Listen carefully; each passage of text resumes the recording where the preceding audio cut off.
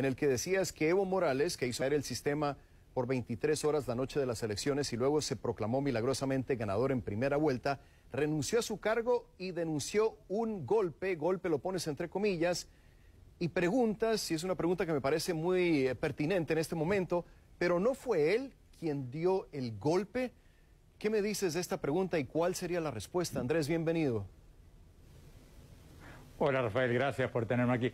Rafael, bueno, es tal cual lo decía en ese Twitter, porque hay, creo, de parte, por ejemplo, del gobierno de México, del presidente electo argentino Alberto Fernández, una defensa selectiva de la democracia. Porque cuando Evo Morales detuvo el sistema, se le cayó el sistema supuestamente por 23 horas, no ganaba en primera vuelta, y de repente, milagrosamente, todo cambió la tendencia, y cuando se volvieron a dar los resultados, estaba ya muy cerca de proclamarse ganador en primera vuelta.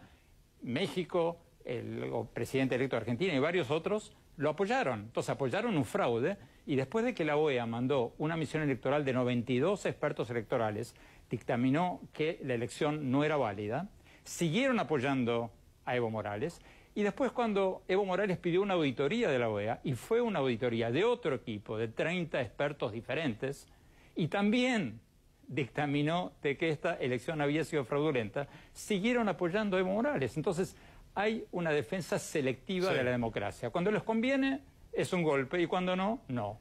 Entonces acá, Rafael, hay que poner los puntos sobre las sillas y dictaminar qué va a pasar ahora. Si el ejército se queda en el poder, sería un golpe. Sí. Pero si se respeta el hilo constitucional, sería la restauración del orden constitucional que violó Evo Morales repetidas veces, ya mucho antes de las elecciones del 20 de octubre. Ahora, Andrés, quiero preguntarte sobre cómo consideras tú que va a recordar la historia a Evo Morales.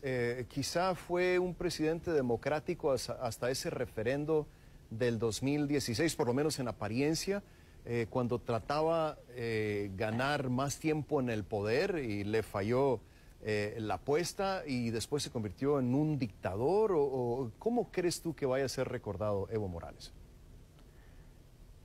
Yo creo que es todavía muy prematuro ver cómo la historia lo va a considerar, porque yo no descarto que él vuelva, como volvió Chávez, como volvieron varios otros.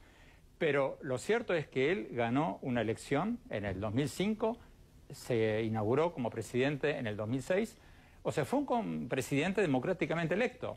Pero la Constitución boliviana decía que solo podía cumplir 2 mandatos consecutivos. Y ahí se mareó y se volvió en un emperador de los Andes. Y quiso permanecer en el poder, y entonces cambió la Constitución para permanecer en el poder y sirvió un mandato más. Y después quiso quedarse otro mandato más, un 4º mandato. Como tú decías recién, convocó un plebiscito que, a pesar de que él lo convocó y puso todos los recursos del Estado para ganarlo, lo perdió. Y entonces inventó, cuando perdió eso, en lugar de cumplir con el mandato del pueblo, lo que hizo fue inventar o hacer este argumento ridículo de que si no se le permitía competir por un 4º mandato, se violaban sus derechos humanos.